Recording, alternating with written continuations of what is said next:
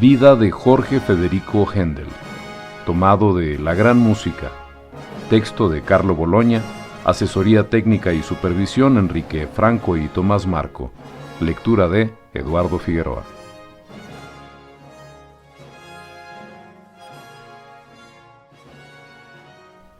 Jorge Federico Händel, uno de los más grandes compositores del período barroco, nació en Halle, Sajonia, en 1685. Su padre, Georg, cirujano, tenía entonces 60 años y se hallaba ya en su segundo matrimonio. A diferencia de Bach, no hay ni un solo trazo de ascendencia musical en la familia del padre o de la madre de Händel. Parece haber sido una tía materna la que favoreció las aspiraciones musicales del pequeño Jorge, que a los 8 años acudió a la escuela de música de Friedrich Wilhelm Sachau, quien durante 3 años le enseñó todo cuanto sabía. Pero el padre, que a toda costa quería que fuera jurista, le hizo cursar estudios en el instituto. Huérfano a los 12 años, Händel, probablemente en memoria de su padre al que amaba profundamente, se inscribe en la Universidad de Halle.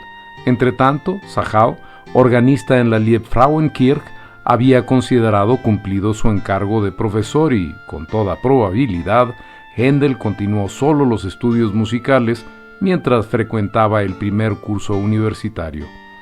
El hecho de que ya en 1702 a los 17 años fuese asistente organista y poco más tarde titular de la catedral demuestran los progresos realizados. Al año siguiente, Händel realizó uno de aquellos gestos que caracterizarían toda su vida. Dejó Halle de improviso y se marchó a Hamburgo, a la sazón, ciudad muy viva cultural y musicalmente, uno de los más importantes centros operísticos de Alemania. Händel, cuando tenía 18 años, no se preocupó dejando un puesto de organista para aceptar otro, bastante más modesto, de violinista en la orquesta local. Lo importante era hallarse en Hamburgo, ciudad en la que de verdad se hacía música. En ella, desde 1678 prosperaba el único teatro público alemán, el Teatro del Güsenmarkt, el Mercado de los Gansos, dirigido por Reinhard Kaiser, compositor antojadizo cuyos empeños teatrales se inspiraban en los modelos italianos y en los de Lully. Aunque hoy está casi olvidado, Kaiser escribió música fresca y melodiosa, rica de color, bien instrumentada y muy expresiva. De esta forma, Händel junto a Kaiser aprendió todos los trucos del teatro de ópera, fascinado por un mundo del que sería protagonista durante toda su vida. En este primer periodo fue muy importante su confraternidad y amistad con Johann Mattheson, extraordinaria figura de compositor, niño prodigio. A los 9 años tocaba el clavecín, cantaba y componía. Fue después diplomático, cantante, tenor, clavecinista, empresario teatral, compositor, publicista cultísimo. Publicó la primera gaceta musical alemana, la Crítica Música, teórico y crítico. Se convirtió en amigo de Händel, que se trasladó con él a Lübeck para escuchar a Dietrich Buxtehude, con la esperanza de convertirse en su sucesor. Lo que no ocurrió porque el nuevo organista, según era costumbre, tenía que casarse con la hija del predecesor, y Händel no quiso saber nada de la cuestión. La amistad entre Händel y Mattheson fue una mezcla de encuentro y colisión. Este último, aun admitiendo la superioridad del sajón en el contrapunto y en la composición, no quería abdicar de su propia superioridad cultural. Pretendía ser una especie de maestro en sus relaciones con Händel, y cuando éste lo sustituyó al clave en el teatro del Güsenmarkt, consideró el hecho como una ofensa personal. Estalló una disputa, se cruzaron palabras gruesas y se llegó al duelo, que concluyó sin derramamiento de sangre y con la reconciliación fraternal entre los dos compositores. En 1704, Händel entró con pleno derecho y con éxito en el mundo de la música con el oratorio La Pasión según San Juan. Un año después escribió la ópera Almira, seguida inmediatamente del Nero, la primera sobre un texto mixto de alemán e italiano y la segunda, hoy perdida, en alemán. El éxito en el campo teatral animó los celos de Kaiser, que veía a su joven rival enfrentándose con él en sus dos más queridos géneros, el oratorio y la ópera. En vista del éxito, el teatro encargó a Händel otra ópera, Florindo y Dafne. Con uno de sus consabidas genialidades, Händel ni siquiera esperó la puesta en escena. En 1706 dejó Hamburgo para irse a Italia, invitado por Gian Gastone de Médicis, apasionado por la buena música hasta llegar casi al fanatismo. Según el primer biógrafo del compositor, John Mainwaring, Médicis, mientras permanecía en Hamburgo, le había mostrado a Händel muchas obras de compositores italianos. El joven no demostró gran entusiasmo, de lo que se derivó una polémica a lo largo de la cual el príncipe afirmó que en Italia la música se ejercía con sumo cuidado. La respuesta de Händel fue que los resultados de tanta laboriosidad no eran muy excelentes. Händel, de cualquier modo, se dio cuenta de que solo en Italia habría podido penetrar en el espíritu de la ópera italiana. Por ello, aceptó la invitación de Gian Gastone de Médicis. Si bien, desprovisto de medios, tuvo que esperar 2 años antes de poder partir. Trabajó duramente casi 1 año dando lecciones particulares. El teatro le había enseñado lo suficiente, al menos así lo pensaba él. Ahorrando poco a poco, y de esta forma una cantidad suficiente para mantener a su madre, que seguía en Halle, y permitíale a él un cómodo y confortable viaje. No era el primer alemán que, joven aún, se dirigía hacia el país del sol, hacia el lugar en que se podía recibir, en cierto sentido oficialmente, el distintivo y el título de compositor.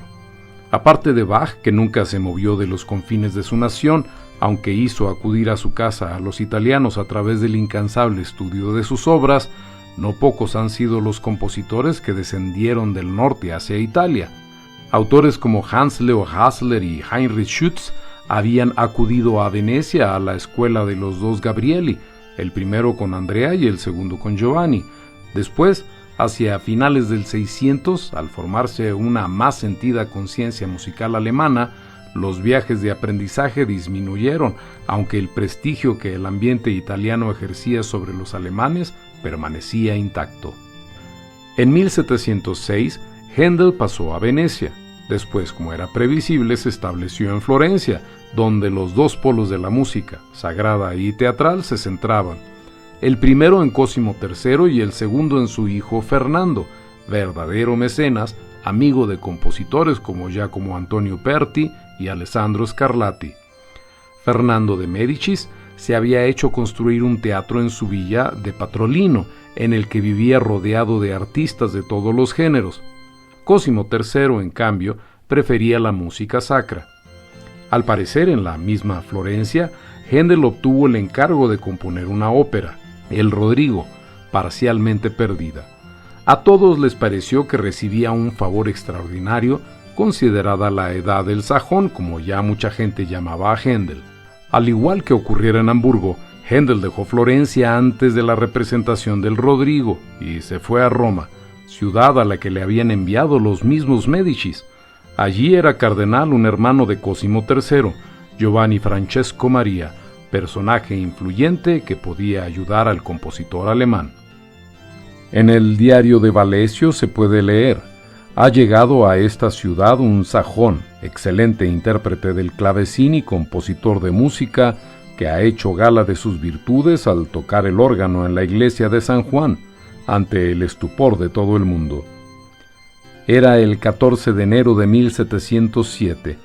Así comenzó la estancia en Roma de Jorge Federico Händel, para el que se abrieron las puertas de los más importantes palacios de la ciudad, las de los cardenales Pietro Ottoboni, Benedetto Pamphili y Carlo Colonna. Ottoboni era gran mecenas y vicecanciller de la Iglesia. Benedetto Pamphili, literato y poeta. A él había dedicado Arcangelo Corelli su obra segunda en 1685. Había sido autor de algunos textos para cantatas de Alessandro Stradella. Fue considerado entonces como un gesto de particular benevolencia el permiso concedido al joven sajón para que utilizara textos de Pamphili para cantatas o para el oratorio alegórico El triunfo del tiempo y del desengaño. Al parecer, el oratorio se ejecutó en mayo de 1707 en la casa de Ottoboni, bajo la dirección de Arcangelo Corelli. El texto del oratorio se imprimió en Roma en 1707 con el título de El triunfo del tiempo sobre la belleza contrita. Händel en Roma no escribió óperas para el teatro. En efecto, la ciudad había cerrado todos sus teatros en señal de acción de gracias por haber sido milagrosamente salvada del desastroso terremoto que, en 1703, había destruido las casas de la campiña circundante. Los romanos renunciaron inmediatamente al carnaval y a toda clase de diversiones por un período de 5 años. Triunfaban, pues, la música sacra y el oratorio, cuyo nivel artístico crecía admirablemente. La lista de las composiciones de Händel escritas en Roma lo demuestra.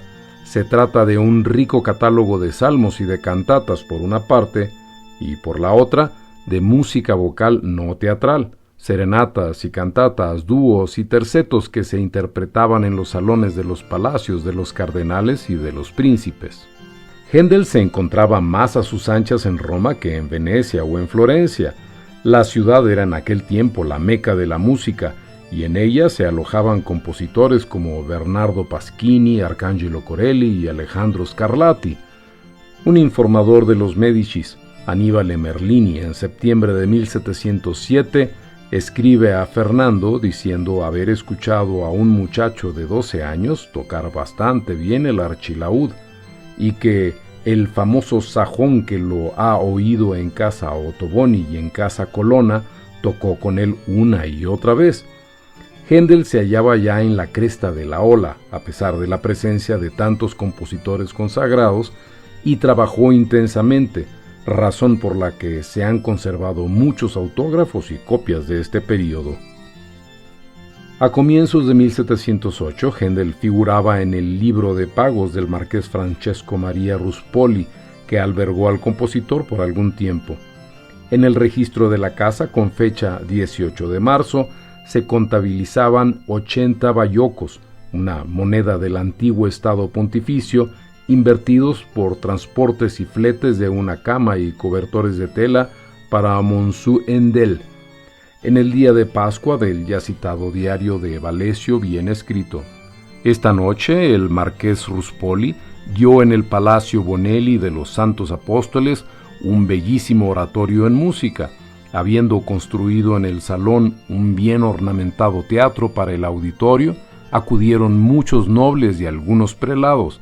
Se trataba del oratorio La Resurrección de nuestro Señor Jesucristo, con texto de Carlo Segismondo Capece y música de Jorge Federico Händel. La ejecución estuvo muy cuidada, con la participación de una orquesta particularmente numerosa, 40 componentes, dirigida por Arcangelo Corelli.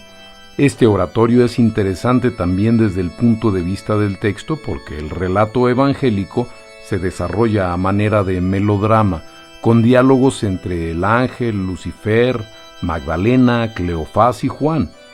El coro tiene una pequeña participación en la conclusión de la primera y de la segunda sección, pero está clara la soberanía del canto, fluyente, rico, luminoso y alegre. En efecto, son muchos los compositores que indican en este oratorio italiano de Händel uno de los momentos más felices de su juventud musical. La estancia en Roma del sajón había alcanzado su fin. Tras la Pascua, a la llegada del verano, comenzó a difundirse el temor de que Roma pudiese verse asediada por un ejército en pie de guerra para la sucesión de España. Aunque Nápoles fuese ciudad poco segura, allí se dirigieron muchos compositores. Entre ellos estaban los dos Scarlatti, Corelli y Händel. Entre 1706 y 1710, los nombres de los dos Scarlatti y de Corelli se entremezclan con el de Händel. Las relaciones con Corelli se iniciaron bajo una estrella no muy benigna. La música de Händel no era nada fácil de interpretar. En una biografía suya se habla del lance con Corelli, ocurrido en 1707, cuando se trató de ejecutar El triunfo del tiempo. Händel asistía al ensayo, advirtió que Corelli no seguía sus recomendaciones y tuvo un arrebato. Se levantó de la silla, tomó el violín de sus manos y demostró cómo tenía que tocarse la música. Corelli no se lo tomó a mal y objetó con mucha calma: Pero querido sajón, esta música está en el estilo francés del que nada entiendo. Sin embargo, examinando el triunfo y la resurrección, se deduce que Händel no subestimó la personalidad de Corelli, ya que en ambas composiciones del sajón se advierte la presencia del italiano. Por ejemplo, en una aria de la Magdalena el tema es corelliano, el de la célebre gavota de la obra quinta, un homenaje de Händel al director, del exaltado joven al sosegado maestro. Totalmente distintas, en cambio, fueron las relaciones entre el alemán y Alejandro Scarlatti, discípulo uno y maestro el otro.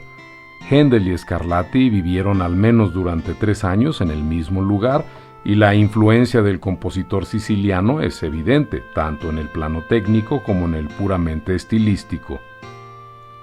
En lo que se refiere a Domenico Scarlatti, coetáneo de Händel, conocida es la anécdota de las competiciones en que intentaron emularse al clave y al órgano. Si en la primera la palma fue para el italiano, la victoria al órgano fue siempre para el sajón, insuperables ambos en sus respectivos instrumentos. Tras esta breve digresión sobre las relaciones entre estos músicos, volvamos a la narración de la vida de Händel. En la ciudad napolitana tuvo una acogida igual o quizás superior a la romana. Hubo una verdadera rivalidad para hospedarlo y para solicitarle composiciones, y en esta ocasión no todas eran de carácter sacro. Se trata en su mayor parte de serenatas y cantatas para voces e instrumentos, como la dada en junio de 1708, Asís, Galatea y Polifemo, para soprano, bajo, contraalto y orquesta, o como el terceto, Si tú no dejas amor, para 2 sopranos y bajo, dado a primeros de julio del mismo año. La estancia en Nápoles de Händel no está muy bien documentada.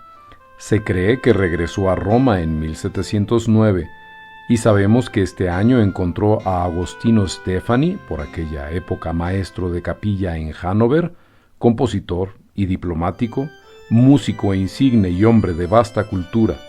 Su puesto en la historia musical de su tiempo está en curso de una seria revalorización. La impresión que Stefani sacó de su conocimiento de Händel fue extremadamente positiva y le ofreció sustituirle en la corte de Hannover. Un regreso, pues, a la vida seria de la música, alejada de las tentaciones napolitanas que, al parecer, no habían sido pocas y no todas ellas rechazadas. Una rica dama española o portuguesa puso a su disposición palacio, criados y carrozas. Una cantante, una tal Victoria, figura entre las conquistas napolitanas de Händel, que la encontró más adelante en Florencia y en Venecia, donde la hizo cantar en su Agripina, y al parecer también la había hecho cantar, si de la misma se trata, en la Resurrección, dada en Roma para la Pascua de 1708, de forma que en el diario de Valesio hallamos que motivó una reprensión papal hacia el marqués Ruspoli por haber hecho cantar en el oratorio a una cantante. Los biógrafos de Händel han tenido que trabajar de firme para reconstruir las líneas de su vida privada. La cantante en cuestión era quizás Margherita Durastanti.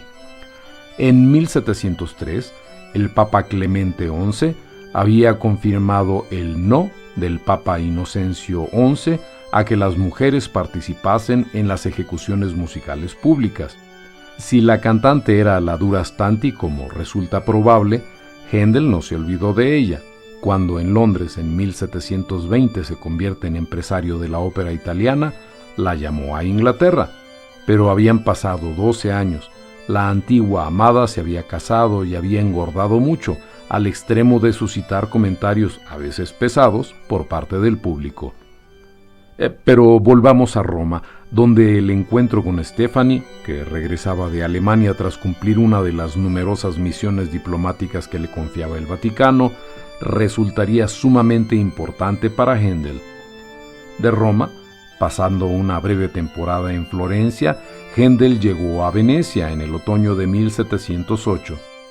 Su jefe era otro purpurado, el veneciano virrey de Nápoles Vincenzo Grimani, que le preparó el libreto de la ópera Agripina y le facilitó el acceso al teatro veneciano de San Juan Crisóstomo, propiedad de la familia Grimani, en el que se había representado con escaso éxito Mitrídates, una ópera de Alessandro Scarlatti.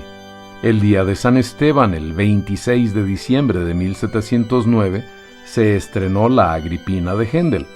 Constituyó un estruendoso éxito como no se había dado otro igual en mucho tiempo.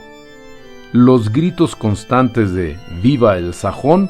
Retumbaron en el teatro durante 27 noches consecutivas. A los 24 años, Händel se consagraba, tras los éxitos de Florencia, Roma y Nápoles, como uno de los mayores compositores de aquella época en Europa.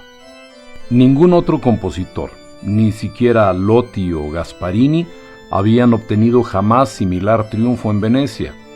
El libreto también había favorecido a Händel, puesto que Grimani había transformado la sangrienta historia en una especie de intrigante y sensacionalista relato, una trama de conjuras y de engaños análoga a las que se desarrollaban en las cortes del tiempo.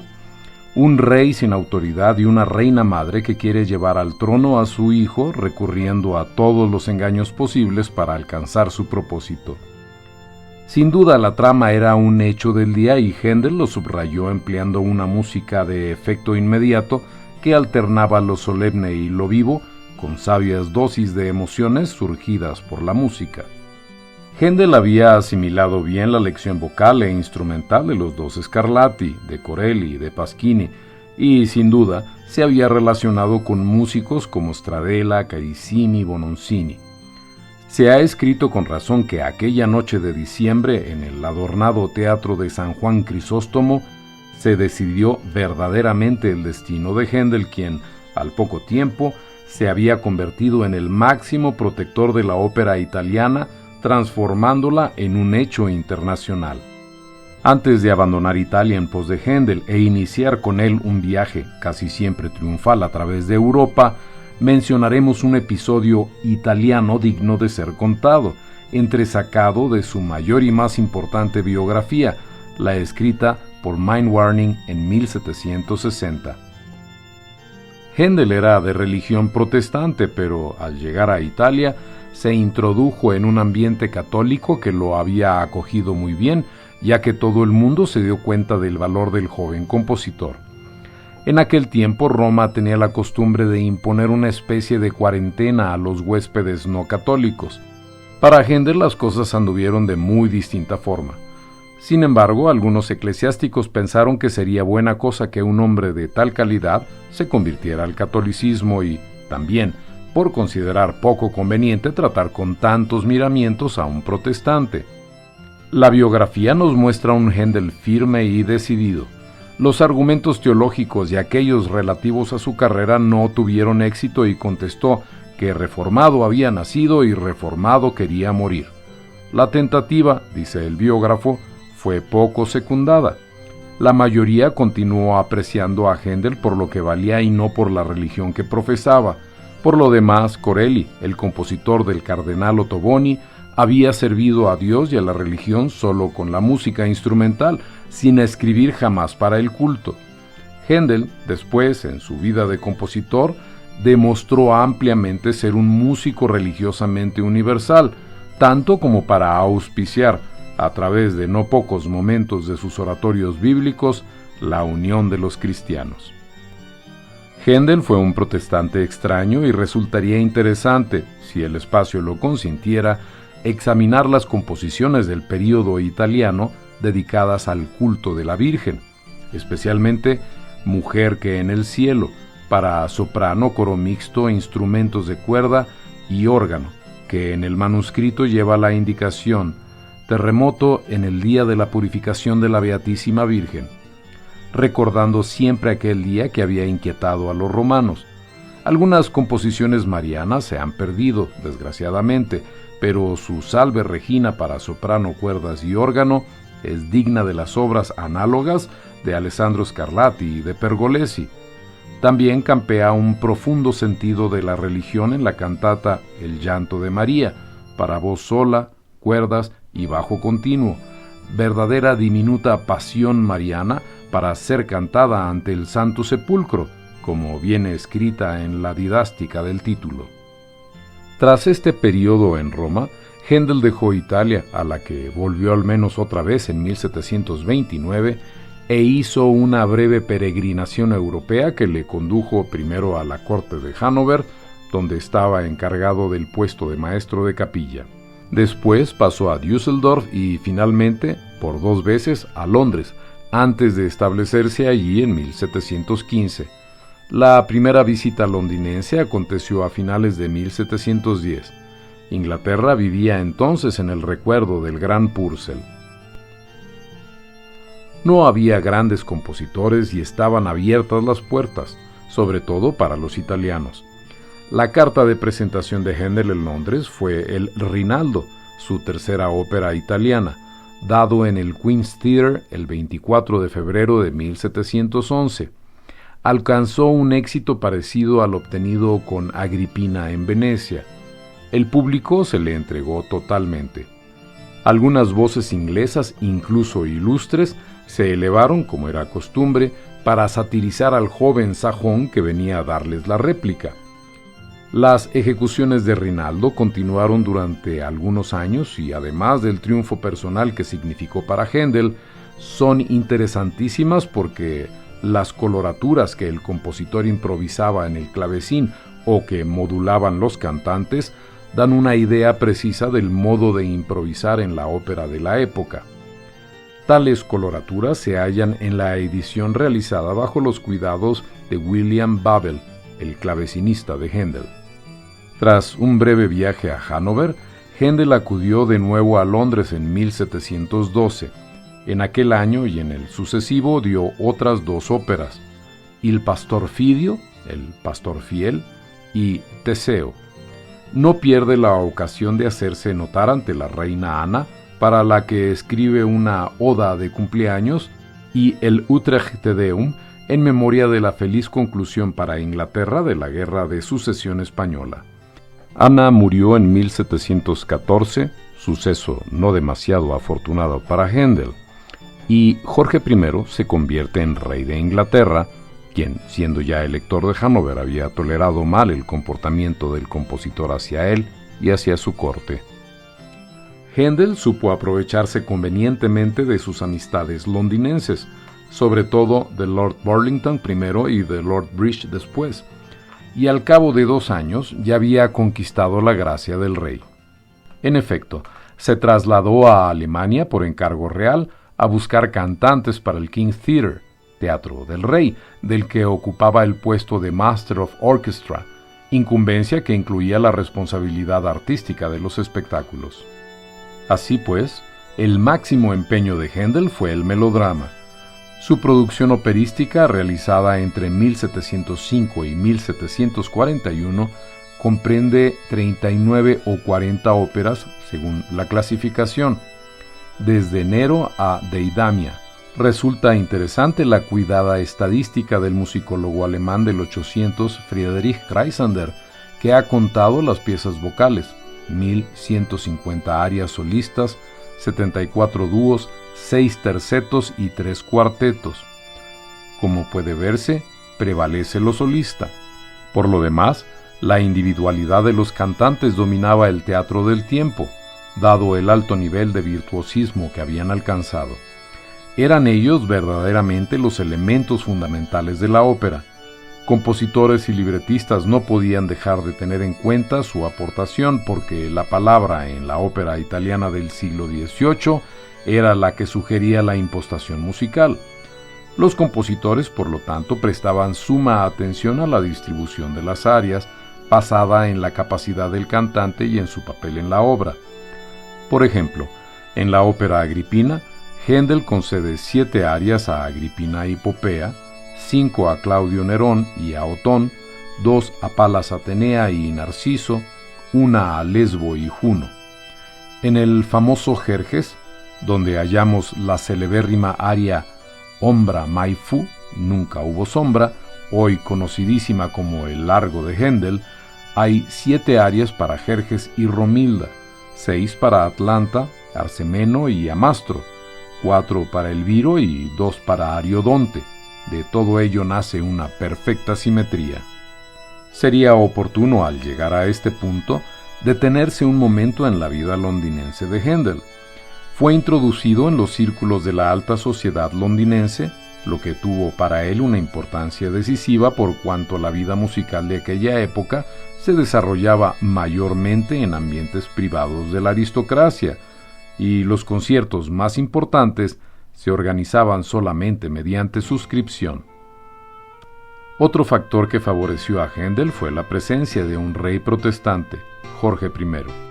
En la Inglaterra de la época, el protestantismo significaba liberalismo y progreso, incluido el campo musical. Tales condiciones sociales y culturales eran importantes para Händel y para el desarrollo de su música, especialmente la de los oratorios. La ejecución de la música era de elevadísimo nivel. La ópera italiana gozaba de enorme popularidad y el nuevo aire protestante que se respiraba sirvió para estimular este fermento musical. Por consiguiente, Händel se encontró con la posibilidad de desarrollar una gran labor y marchó en pos de los organizadores de la Royal Academy of Music, deseada por los nobles y por el rey. Participaron en la fundación 62 accionistas con 200 libras esterlinas cada uno. Eran copropietarios del teatro con el derecho de asistir a las representaciones.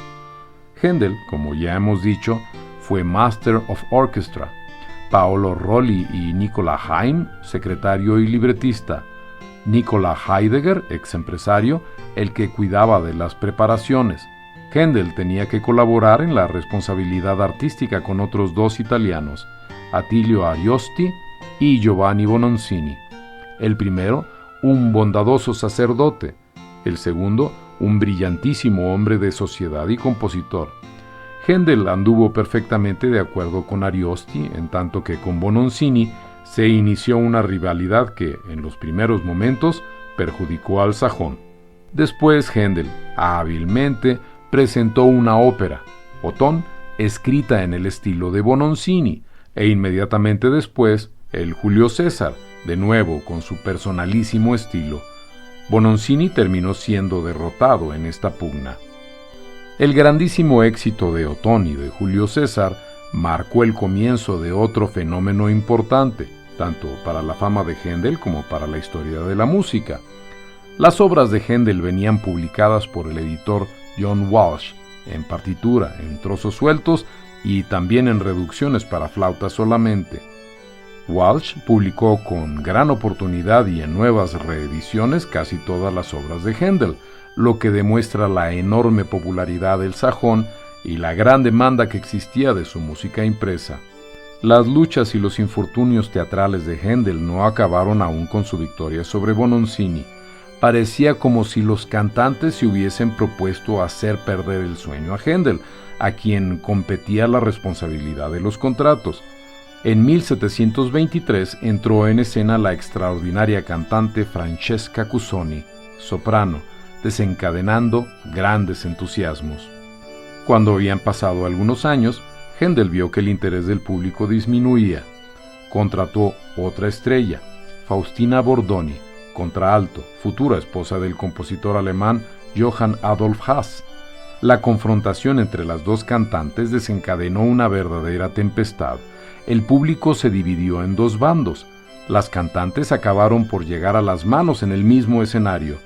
En la platea y en los palcos, los hinchas, nobles en su mayoría, anduvieron a la greña y se zurraron como aprendices de tahona de borrachos. La muerte del rey en 1727 puso fin al escándalo y también a la Royal Academy of Music. Entretanto, se habían producido el éxito arrollador de la Beggar's Opera, la ópera de los mendigos, comedia satírica mitad cantada, mitad hablada, que mezclaba músicas populares inglesas con trozos de ópera italiana. Esta labor fresca y de gran vitalidad ensombreció la ópera seria italiana. El público acudió en masa al espectáculo, dejando desierto el teatro de Händel. El ocaso que amenazaba sobre la moda italiana era inevitable, aunque se produjo gradualmente. La gestión del teatro continuó a cargo de Händel y Heidegger solamente, con un repertorio que contenía muchas obras händelianas. pero él no podía dejar de darse cuenta de la ventolera nacionalista que soplaba por toda la Inglaterra musical. Un examen de sus obras y del repertorio de su teatro evidencia el gradual cambio de dirección en sus gustos musicales. Inmediatamente, Händel produjo una temporada a la francesa, aprovechándose de la presencia en Londres de Maria Salé, considerada como la más grande cantante del momento. Preparó para ella en el Covent Garden el espectáculo Terpsichore, la música de la danza, que era una mezcla de baile, pantomimia y arias. Händel, que sabía aprovechar el talento de cantantes y bailarines, hizo que la Salé participara en otros espectáculos suyos, tales como Orestes, Ariodonte y Alcina. En la actividad musical de Händel se estaba iniciando, sin embargo, una nueva fase, dejando la producción operística en un segundo plano. Se dedicó principalmente al oratorio, cuyos lejanos orígenes se remontaban a la experiencia romana. Tras el triunfo del tiempo y la resurrección, Händel dio a conocer en 1716 una pasión suya sobre el texto de Barthold Heinrich Brockes, el mismo que Bach utilizó en parte para su Pasión según San Juan. Alrededor de 1720 había presentado en canons dos masqués, Asís y Galatea y Amán y Marcodeo. Se denominaba masqué o mascarada a un entretenimiento teatral típicamente inglés, la mayor parte de las veces destinados a la corte, en el que se juntaban varios elementos: representación dramática de acciones escénicas, canto, baile de disfraces, pantomimia.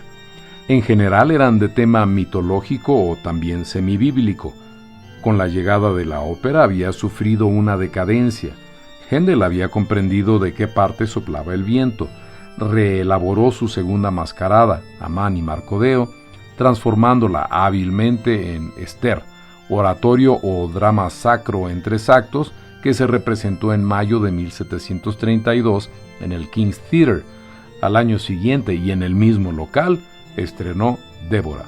Mientras tanto, él navegaba en un mar de dificultades. Se le echaba en cara el ser alemán, aunque en 1727 se había naturalizado inglés, y de comportarse codiciosamente.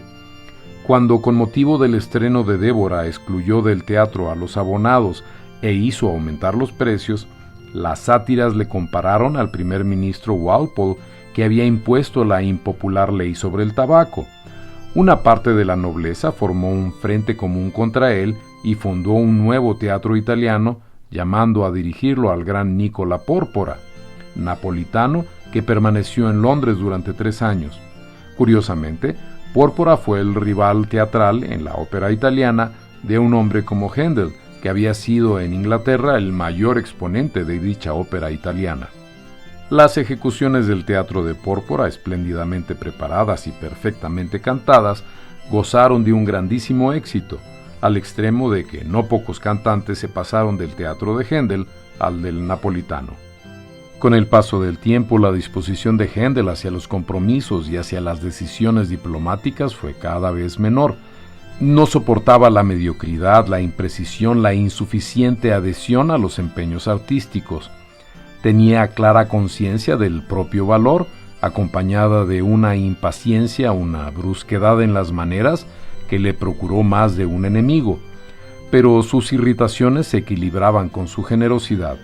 Por ejemplo, tras su estancia en Dublín, de la que hablaremos más adelante, era costumbre en él dar a la beneficencia una buena parte de los ingresos por la ejecución de sus oratorios. Apelaba al espíritu humanitario de su público y por ello fue muy apreciado como benefactor. Le gustaban los viajes, la buena mesa, los hermosos cuadros. Su corpulencia era notoria y objeto de sátira. Habiéndose convertido en persona bastante acaudalada, se compró una hermosa casa, muchas joyas y pinturas de gran valor. Muchos retratos y monumentos dedicados a Händel habían sido encargados por él mismo. Una cruel caricatura de la época lo retrata con cara de cerdo, sentado al órgano, elegantísimo, rodeado de toda clase de bienes de la naturaleza, ostras, pollos, caza, jamones, contemplándose en un espejo. Pocos comprendieron la evolución que se estaba realizando con la costumbre, introducida por Händel, de intercalar en las temporadas de ópera oratorios y conciertos de órgano, tocado por él mismo.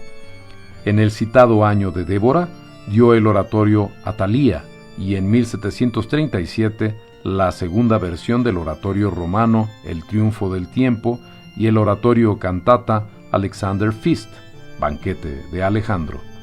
Pero la crisis era inminente. El déficit de su gestión alcanza límites insostenibles. No construía ningún consuelo la noticia de que la gestión rival se hallaba en las mismas condiciones. En 1737 cerraron los teatros abrumados por las deudas.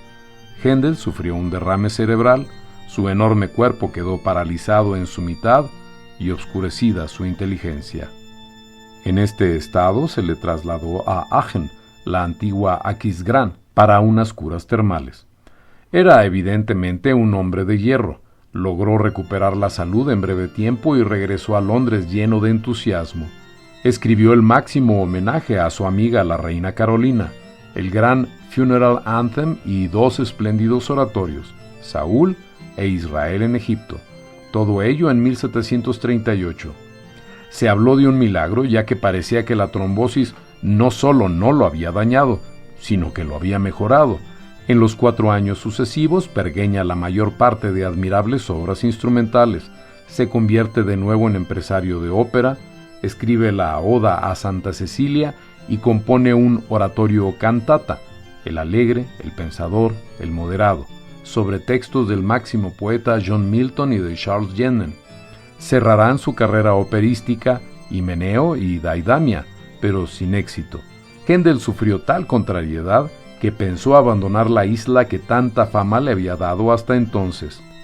El proyecto de abandonar Inglaterra no se llevó a cabo, mas para romper, al menos en una pequeña parte, el contacto entre este país, Händel, por invitación del virrey, se trasladó a Irlanda, donde permaneció durante 8 meses.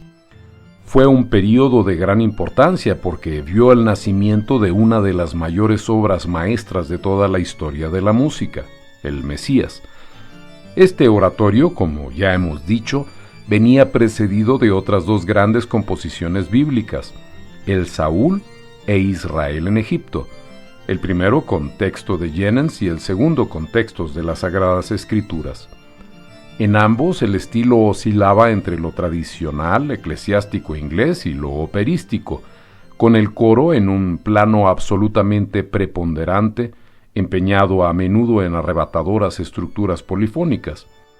Según Alberto Basso, aquellas estructuras corales son el elemento sobre el que Händel confió gran parte de su propia fama y en las que parece verse reencarnadas las turbas protagonistas de los grandes acontecimientos bíblicos.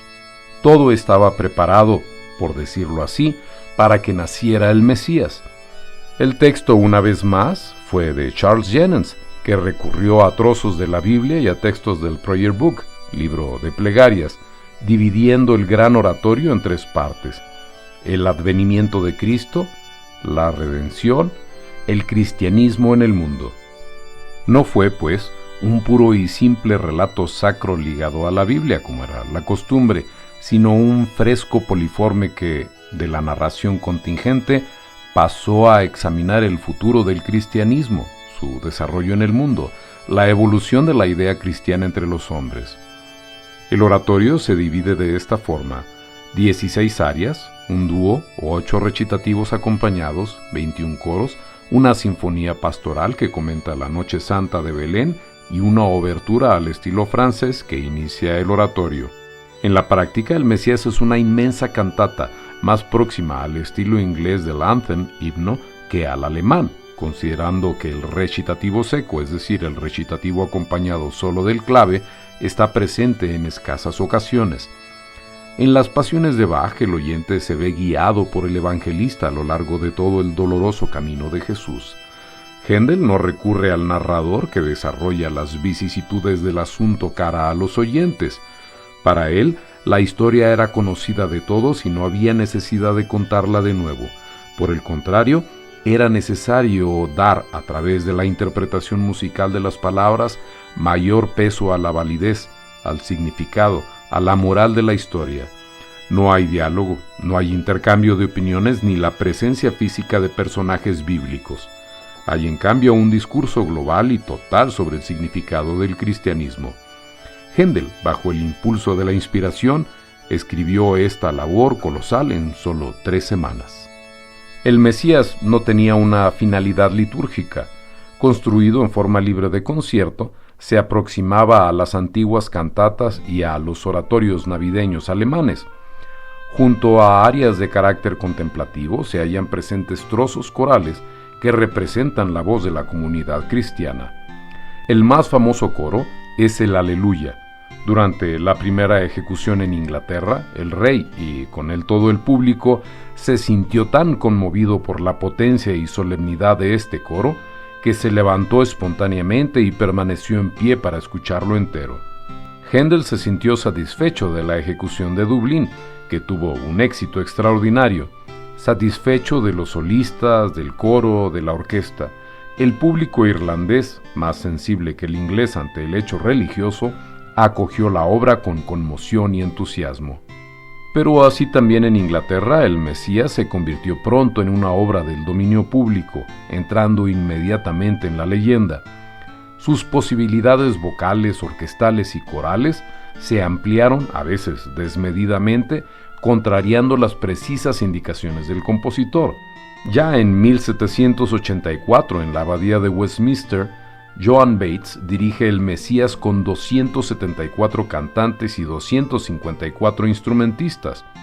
En noviembre de 1812, con motivo de un concierto de los Amigos de la Música de Viena, participaron en la ejecución del Mesías 287 cantantes y 302 instrumentistas, entre ellos 122 violines. En 1742, Händel volvió a Londres esperando que el clima en torno a él hubiese cambiado. Por lo demás, el éxito del oratorio Sansón, dado en el Covent Garden, parece confirmar que los ingleses estaban de nuevo en paz con su Händel, pero la ejecución del Mesías, bastante apreciada, abrió camino a una serie de polémicas sobre el hecho de que el oratorio ejecutado en un teatro era un acto incorrecto desde el punto de vista religioso. Después siguió un periodo de indiferencia ante las obras de Händel. El compositor se pasó del Covent Garden al King's Theatre, pero la platea permaneció desoladamente vacía. Ni siquiera Hércules, un drama musical en 3 actos de extraordinaria belleza, tuvo éxito. Händel en 1745 se vio obligado una vez más a cerrar el teatro, interrumpiendo la temporada. Escribe entonces una carta abierta a un público londinense pidiendo excusas a los abonados. El segundo fragmento de la carta muestra la amargura y la profunda desilusión de Händel. Tengo hoy el dolor de comprobar que todo cuanto he hecho para agradar ha sido en vano, a pesar del considerable acrecentamiento de mi experiencia. Ignoro cuál es la causa a la que puedo atribuir el haber perdido el favor del público, pero siempre me lamentaré de dicha pérdida. Los amigos formaron cuadro en torno a Händel, permitiendo con su esfuerzo que aquel mismo año pudiese dar otro oratorio en el King's Theatre, el Belshazzar, en 3 partes. Pero la desilusión y el dolor por la difícil situación provocaron en Händel un nuevo colapso, más grave que el sufrido en 1737. De nuevo se temió por su vida. Una vez más, se recuperó con ayuda de su férrea voluntad. Era un momento difícil para Inglaterra. Desde Escocia empujaban los partidarios de Carlos Eduardo, pretendiente al trono. Los ingleses apretaron filas alrededor de su rey.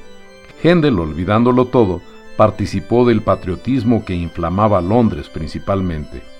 Encargaron a Händel el oratorio ocasional para subrayar el ardiente momento histórico. Esta obra fue después integrada en el Judas Macabeo, que puso de relieve indirectamente y en sentido religioso la victoria que Jorge II obtuvo en 1746 en Culloden, Escocia. Finalmente llegó el triunfo. Händel pasó 2 años felices lleno de honores y éxitos. El compositor produjo en 1747 los oratorios Alexander Baluz y Josué, y en 1748 Salomón y Susana, para un público siempre entusiasta. Siguiendo la huella de estos éxitos, Händel dio en los años sucesivos Teodora, 1749, La elección de Júpiter, 1750, y Jefté, 1751. Después se vio abrumado por una nueva desgracia. Quedó ciego. De nuevo, su voluntad excepcional, su extraordinaria vitalidad superaron la mala suerte. No se arredró. Volvió a tocar el órgano prontamente en conciertos, hoy convertidos en legendarios. Siguió componiendo, dictando a sus copistas. Reelaboró todavía una vez más su querido oratorio romano El triunfo del tiempo, que dio en el Covent Garden en 1757. Modificó otros oratorios y escribió aditamentos para algunos. Nunca se quedaba solo. Su casa era una ininterrumpida meta de visitantes, siempre llena de amigos.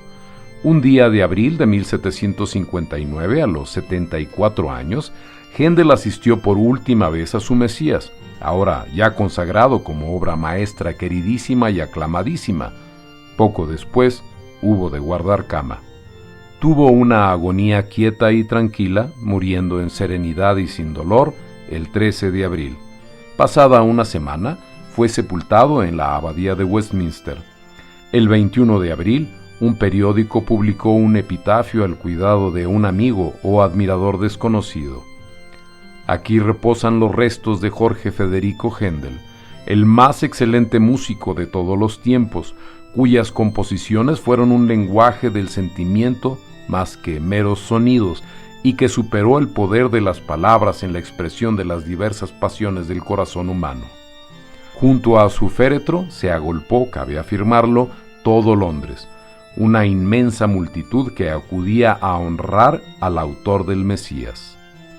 La tan laboriosa vida de Jorge Federico Händel discurre entre los dos polos de la ópera y del oratorio, pero hay otro aspecto de su actividad de compositor que no puede ser olvidado, el de la música instrumental. Gigante de la voz humana, Händel no es menos grande cuando escribe para los instrumentos, para la orquesta de su tiempo y, de un modo particular, para el clavecín y el órgano, que consagraron su fama. De un lado, pues, sus obras profanas y religiosas unidas a las voces, obras teatrales, pastiches, música escénica, mascaradas, oratorios, pasiones, serenatas, odas, oratorios profanos, composiciones litúrgicas y religiosas, cantatas con instrumentos, dúos y tríos italianos con bajo continuo, cantatas con bajo continuo, arias alemanas, francesas, inglesas. Del otro lado, las obras instrumentales, composiciones para orquesta, conciertos para órgano, música instrumental de cámara, composiciones para clavecín. La segunda parte, aunque tenga menor importancia en relación con la primera, es en extremo interesante. No pocas de sus composiciones instrumentales gozan todavía hoy de una extraordinaria difusión entre el gran público. Muchas de estas obras fueron impresas en vida de Händel, lo que atestigua, además de la importancia que el compositor concitaba, la existencia en aquella época de un público dispuesto a comprar y a ejecutar en sus hogares aquella música. El bloque sustancial de su producción instrumental está constituido por 15 sonatas para instrumento, opus 1, 2 compilaciones de sonatas a 3, opus 2 y opus 5, la primera para 2 violines, oboe o flauta y continuo, la segunda para 2 violines o flauta y continuo, clavecino o violonchelo, un grupo de conciertos para órgano y orquesta, opus 4, 2 colecciones de conciertos grossi, opus 3, e infinidad de distintos conciertos para órgano, suites para clavecín, 6 fugas para clavecín, las grandes suites para orquesta, water music, firework music, música acuática, música para fuegos de artificio, sonatas para flauta y numerosos conciertos grossi dados a la imprenta sin número de obra. Cabe recordar además la cantidad, de menor importancia, de composiciones inéditas dejadas manuscritas en varios fondos musicales. Con las obras para clavecín impresas en Londres en 1720, Händel nos ha dejado uno de sus más interesantes testimonios. 8 suites entre ella la quinta en mi mayor y la famosísima El Herrero Armonioso. Son, como reza el título, Suite de Pièces, suites o leçons, sucesiones o lecciones, que contienen no solo los consabidos componentes de las colecciones análogas en su tiempo, sino prácticamente todas las formas clavecinistas en uso. Tenían también un evidente objetivo didáctico, particularmente señalado en el segundo volumen, impreso en Londres en 1733, considerando que Händel era igualmente maestro de las princesas reales, cargo que le confirió la reina Carolina, mujer de Jorge II. No menos importante es la compilación de conciertos para órgano y orquesta, surgidos, puede decirse, junto con los oratorios. En ellos, el instrumento principal, creado para la iglesia, se convierte en un instrumento mundano, profano, casi rival del clave. Tenemos atestiguada por escrito la calidad de Händel como ejecutor en el órgano. Charles Bugny y Sir John Hawkins nos han dejado escrito el modo lleno de fuego y de dignidad con que Händel tocaba su instrumento preferido. Estos conciertos fueron ejecutados por el compositor y la gente acudía en masa para escucharlos. En la música orquestal, sobre todo en lo que se refiere al concierto grosso, Händel ha evidenciado cuán fructífera le resultó la lección aprendida durante el viaje a Italia. La comparación con la música de Arcangelo Corelli era inevitable. Si en la música instrumental de cámara Händel ocupaba una posición de subordinado, de alumno respecto a Corelli, en el concierto grosso supera sin duda al maestro. La forma se amplía y toma cuerpo, la melodía expresiva se eleva, se multiplican los modos con que el compositor afronta las distintas formas. Tiene una manera muy personal de tratar los alegros.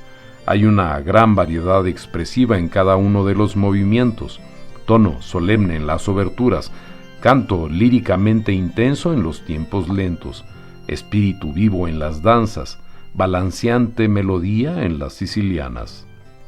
El concierto grosso de Händel no es solo coreliano, experimenta también los influjos de Vivaldi y de todo el mundo barroco.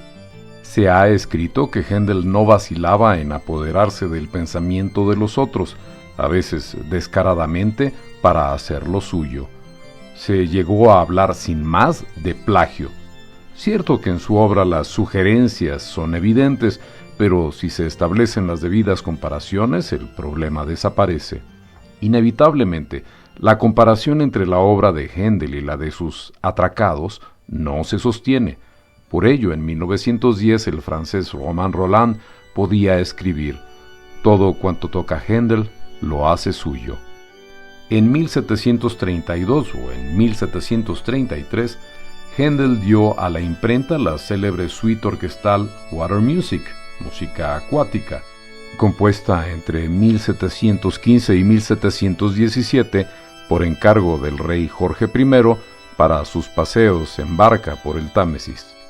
En 1743, Händel enriqueció la colección aumentándola de 21 a 41 piezas, también para clave, al igual que la igualmente famosa colección Fireworks Music, música para fuegos de artificio, escrita con motivo de las fiestas para la paz de Aquisgrán en 1749 e impresas en Londres en el mismo año. La Water Music se impone por su vivacidad, por la triunfante alegría, por la solemnidad y la pompa verdaderamente reales.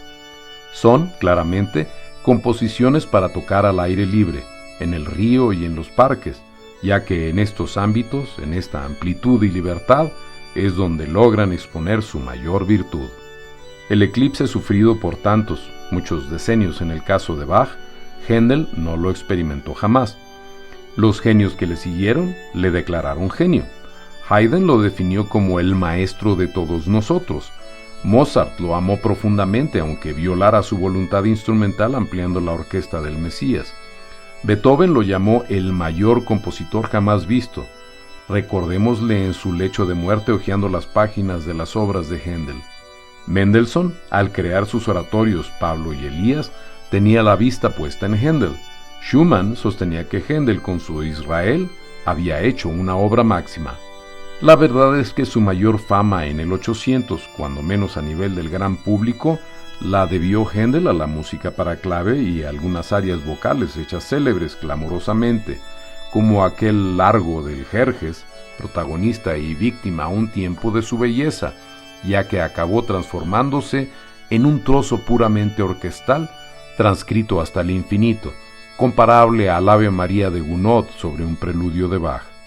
El conocimiento que tuvo Italia de la música de Händel, así como su éxito, se iniciaron en Florencia en abril de 1768, cuando se ejecutó el Alexanderfest, la oda sobre un texto de John Dryden.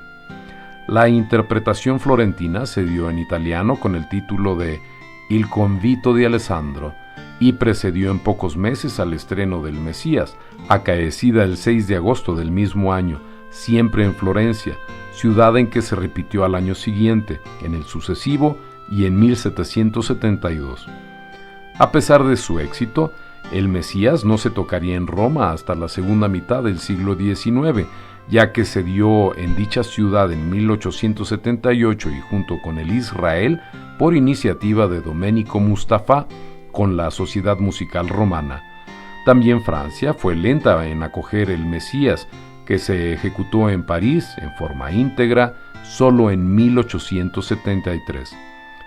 Recordemos, entre otras cosas, las incomprensiones de Berlioz y de Lalo frente a Jorge Federico Händel. Pero fue Inglaterra la que aclamó la producción händeliana de la manera más clamorosa. 25 años después de su muerte, Londres conmemoró de forma grandiosa al músico sajón. Bajo el patrocinio del rey Jorge III, Händel, que en sus ejecuciones londinenses jamás había empleado más de un centenar de intérpretes, se vio afrentado, casi agredido, podríamos decir, por centenares de instrumentistas y coristas. Hemos tenido ocasión de dar ya algunas indicaciones al respecto. En 1784, entre el delirio de los oyentes, el Mesías pronto se convirtió en un fenómeno mítico legendario. La música händeliana se desbordó como un río en su crecida con una orquesta y un coro de 525 ejecutantes. 3 años después, la masa había saltado ya a otros 800 en un equívoco artístico y estético que asociaba a la grandiosidad característica de esta música el aumento desproporcionado de las fuentes sonoras. El Mesías recibió la hospitalidad de Westminster, pero solo el Mesías, el Divine Messiah, como decían los ingleses. Objeto de fanatismo, tuvo una difusión en el mundo anglosajón como jamás la tuvo cualquier otra música. Cruzó rápidamente el océano, entrando triunfalmente en las colonias americanas. La sede inglesa de las ejecuciones händelianas fue el Crystal Palace, enorme construcción adaptada a las realizaciones mastodónticas. En 1854 se superaron todos los límites. 460 instrumentistas y 2.765 cantores en un Mammoth Festival mastodóntico, como se escribió entonces. Pero no paró aquí la cosa. La elefantiasis musical siguió aún, y en 1923 se llegó a 4.000 ejecutantes, lo que suscitó las iras justísimas de George Bernard Shaw. Sin embargo, conviene subrayar que Händel no fue tratado en Inglaterra solo de este modo sustancialmente superficial, alejado de cualquier verdad histórica y artística. Junto a las ediciones de las obras en Alemania, bajo el cuidado de Carl Franz Friedrich Kreisender, en Inglaterra la Händel Society inició una seria labor, aunque con oscilante fortuna. De cualquier modo, con intervención de algunos años, entre 1843 y la década de los 20 de nuestro siglo, se llevó a cabo un óptimo trabajo tanto de ediciones como de recuperación de oratorios desconocidos u olvidados. También la parte más ardua de la herencia de Händel, que es la ópera, fue considerada en los tiempos modernos. En el 800 y a comienzos del 19, sobre todo en Alemania, a partir de 1943, tras la afortunada exhumación de Agripina por parte del musicólogo alemán Helmut Christian Wolff, fueron numerosas las ediciones impresas de las óperas händelianas. En nuestros días, el mito de Händel ha tomado proporciones equilibradas y el sajón vive en su precisa hornacina. No se ha desencadenado, como en el caso de Bach, una renaissance estrepitosa y creciente, pero su fama se ha consolidado, quizás cristalizado un poco, si bien cada vez que dicha fama aflora a la luz, nos damos cuenta de la grandeza del genio de Halle, que murió, si se acepta la paradoja, en el momento justo, en el punto en el que el mundo musical cambiaba, mudaba radicalmente. Los dos pilares fundamentales de la vida de Händel, melodrama y oratorio, al cabo de pocos años, deberían haber afrontado, uno, los tormentos de la reforma de Gluck, en tanto que el otro hubiese declinado inevitablemente. La música sacra había renunciado rápidamente a la polifonía, la sinfonía llamaba a la puerta, la música de cámara se estaba afirmando y solidificándose sobre todo en la forma príncipe del cuarteto. En resumen, el mundo de la música, muerto Händel, estaba gradual pero inexorablemente cambiando. Pero nos queda su grandiosa, su amada herencia de una enorme civilidad musical.